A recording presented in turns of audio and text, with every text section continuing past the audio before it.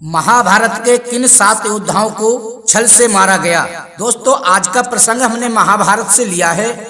बहुत ही ज्ञानवर्धक एवं मार्मिक प्रसंग है। राधे राधे, जय श्री कृष्ण मित्रों। स्वागत है आपका एक बार फिर से दर्पण ज्ञान गागर यूट्यूब चैनल में। तो जो भाई बंधु चैनल पर पहली बार आए हैं उनसे मेरा निवेदन है, चैनल को सब्सक्राइब अवश्य कर लें, क्योंकि आपका एक सब्सक्राइब हमारे लिए बहुत ही महत्वपूर्ण है। तो बने रहिए बिना स्किप किए हमारी वीडियो के अंत तक। मित्रों, ऐसे 7 योद्धा जिन्हें छल से मारा गया, आखिर कौन थे वो योद्धा जिन्हें छल से ही क्यों मारा गया। वैसे तो महाभारत को धर्म युद्ध कहा जाता है बंधु, परंतु इस धर्म युद्ध में छल करने से पीछे कोई भी नहीं हटा, चाहे वो कौरव पक्ष के लोग हों या पांडव पक्ष के।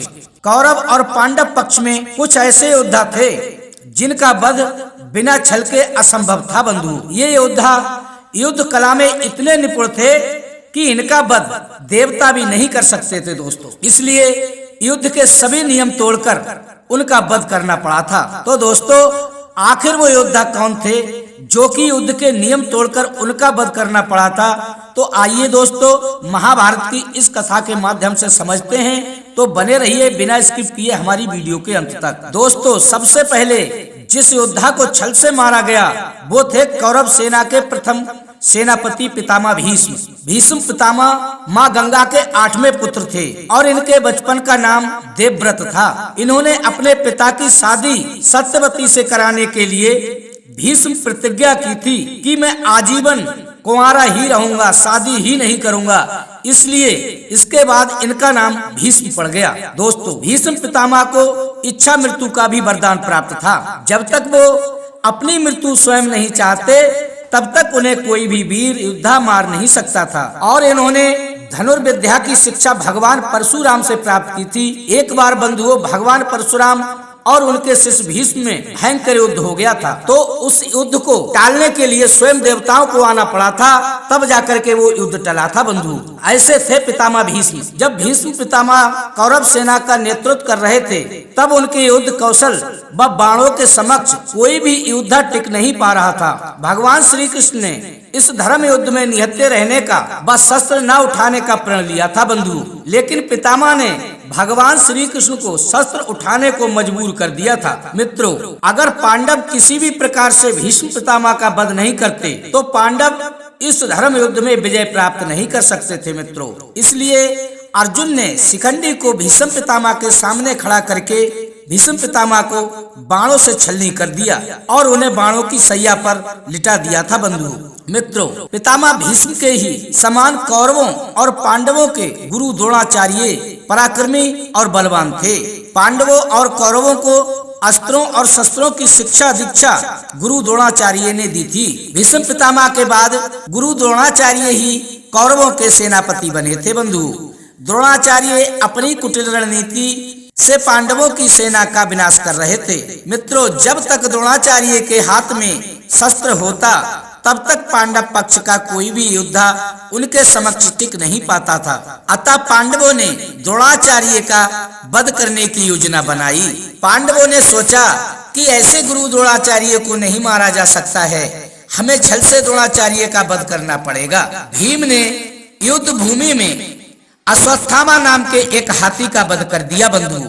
अश्वत्थामा हाथी के वध करने के उपरांत पांडवों ने कहा कि अश्वत्थामा मारा गया। और मित्रों, गुरु द्रोण के पुत्र का भी नाम अश्वत्थामा था। तो मित्रों, पांडवों की यही योजना थी कि अपने पुत्र की मृत्यु का समाचार सुनकर द्रोणाचार्य शोक में भरकर अपने अस्त्र शस्त्र त्याग देंगे और पांडव उनका वध आसानी से कर सकेंगे। किंतु गुरु द्रोण ने पांडवों से कहा कि मैं तुम्हारी किसी की बात नहीं मानूंगा, मैं केवल धर्मराज युधिष्ठिर से पूछना चाहता हूँ, क्योंकि धर्मराज युधिष्ठिर कभी झूठ नहीं बोलते हैं। अगर वो आकर कहेंगे कि मेरा पुत्र अश्वत्थामा मारा गया तब मुझे संतुष्टि होगी और मैं विश्वास कर लूंगा। श्री कृष्ण के बार बार अनुरोध करने पर धर्मराज युधिष्ठिर गुरु द्रोण के सम्मुख आए बंधु और कहने लगे कि अश्वत्थामा मारा गया, किंतु हाथी।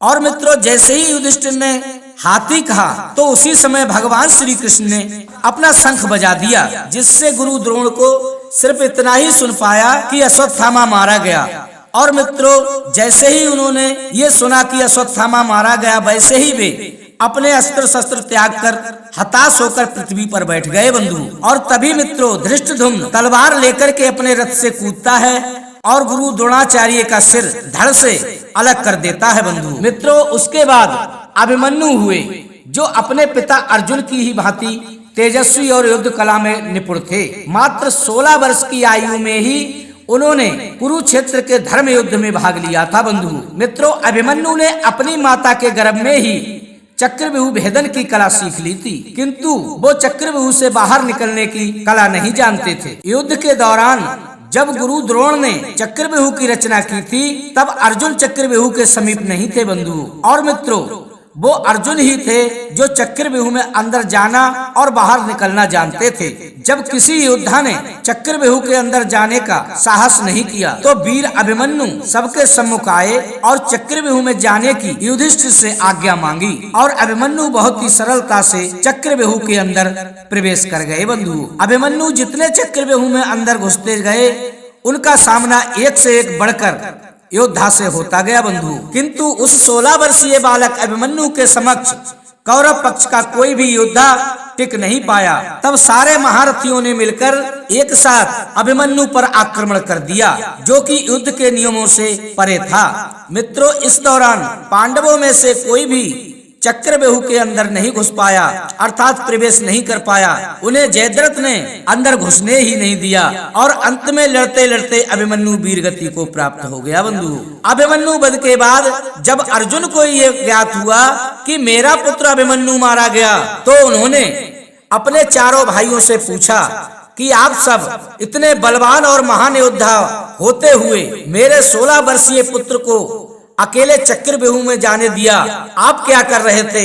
आप उसकी सहायता के लिए उसके पीछे क्यों नहीं गए? तभी युधिष्ठिर ने कहा कि हम चारों भाइयों को जयद्रथ ने चक्रव्यूह के अंदर प्रवेश करने ही नहीं दिया, हम कैसे उसकी सहायता करते जाकर के। तभी अर्जुन ने प्रतिज्ञा की कि इसका मतलब मेरे पुत्र की मृत्यु का कारण जयद्रथ है, और कल सूर्य अस्त होने तक मैं जयद्रथ का वध कर दूंगा। यदि मैं ऐसा नहीं कर पाया तो मैं स्वयं अग्नि समाधि ले लूंगा। अर्जुन की ये प्रतिज्ञा सुनकर जयद्रथ भयभीत हो गया बंधु, और दुर्योधन को अर्जुन की प्रतिज्ञा के बारे में बताता है। अगले दिन युद्ध प्रारंभ हुआ और अर्जुन जयद्रथ को तलाश करने लगे, किंतु दुर्योधन ने उसे योद्धाओं के बीच में छुपा दिया था बंधु। धीरे धीरे दिन ढलने लगा और अर्जुन की निराशा भी बढ़ने लगी। तभी श्री कृष्ण ने अपनी लीला दिखाते हुए सुदर्शन चक्र का उपयोग करके सूर्य को ढक दिया बंधु। कौरवों व जयद्रथ को लगा कि सूर्यास्त हो गया। अब जयद्रथ अंदर से निकलकर अर्जुन के सामने आ गया और बोला, अर्जुन देखता क्या है, सूर्यास्त हो गया है, अग्नि समाधि ले ले। तभी भगवान कन्हैया बोले, देखते क्या हो अर्जुन, वो रहा सूर्य और सामने रहा जयद्रथ, वध करो इसका। तभी अर्जुन ने अपने गांडीव पर पाशुपत अस्त्र का संधान किया और जयद्रथ का वध कर डाला। भगवान कन्हैया ने बताया कि जयद्रथ को एक वरदान प्राप्त है कि जो कोई योद्धा इसका वध करके इसका सिर धरती पर गिराएगा तो उसके सिर के टुकड़े टुकड़े हो जाएंगे, अर्थात उसका सिर फट जाएगा। श्री कृष्ण की सलाह पर अर्जुन ने जयद्रथ का सिर काटा और वह सिर तपस्या कर रहे उसके पिता वृद्ध छत्र की गोद में गिरा जाकर कर बंधु। इस प्रकार जयद्रथ और उसके पिता का वध एक साथ हो गया। मित्रों, सूर्य पुत्र कर्ण भी बहुत ही दानी और अर्जुन के ही समान धनुर्विद्या में निपुण थे। उन्होंने हमेशा अपने दिए हुए वचनों का मान रखा, किंतु सदा से ही उनके साथ छल कपट होता रहा, बल्कि उनका वध भी छल से ही किया गया था दोस्तों। इसलिए युद्ध से पहले ही देवराज इंद्र ने छल से कर्ण के कवच और कुंडल ले लिए थे, किंतु कवच और कुंडल के बिना भी कर्ण महाशक्तिशाली थे। अंतिम युद्ध में जब कर्ण और अर्जुन का आमना सामना हुआ था, तब दोनों में भयंकर युद्ध प्रारंभ हो गया बंधु। युद्ध में कर्ण अर्जुन पर भारी पड़ रहे थे दोस्तों, और कई बार कर्ण ने अर्जुन के गांडीव धनुष की प्रत्यंचा को काट दिया था दोस्तों। भगवान श्री कृष्ण इस बात से भली भांति अवगत थे कि जब तक कर्ण के हाथ में शस्त्र होगा तब तक उसे कोई भी नहीं मार पाएगा। इसलिए जब कर्ण के रथ का पहिया भूमि में धंस गया था और कर्ण अपने रथ के पहिए को निकालने के लिए भूमि पर उतरे थे, उसी समय श्री कृष्ण ने अर्जुन को कर्ण के वध करने का आदेश दिया। तब निहत्थे कर्ण पर बाण चलाकर अर्जुन ने कर्ण का वध कर दिया। मित्रों कर्ण की ही भांति भूमिश्रवा को भी अर्जुन ने छल से मारा था। महाभारत युद्ध के 14वें दिन भूमिश्रवा और सात्यकी में युद्ध चल रहा था। इस दौरान भूमिश्रवा ने सात्यकी के रथ को तोड़ दिया था और सात्यकी मूर्छित होकर पृथ्वी पर गिर गए थे बंधु। इसके पश्चात भूमिश्रवा तलवार लेकर सात्यकी को मारने ही वाला था, तब तक अर्जुन ने उन्हें देख लिया और पीठ पीछे से बाण चलाकर भूमिश्रवा की दोनों भुजाएं काट दी बंधु, और उसके बाद उन्होंने भूमिश्रवा का वध कर दिया। इसके बाद महाभारत युद्ध के अंत में दुर्योधन का भी वध छल से ही किया गया था। दोस्तों माँ गांधारी की तपस्या के कारण दुर्योधन का शरीर वज्र का बन गया था। दुर्योधन और भीम के मध्य युद्ध हुआ जिसमें कमर से ऊपर प्रहार करने का नियम था, लेकिन श्री कृष्ण के कहने पर भीम ने दुर्योधन की कमर के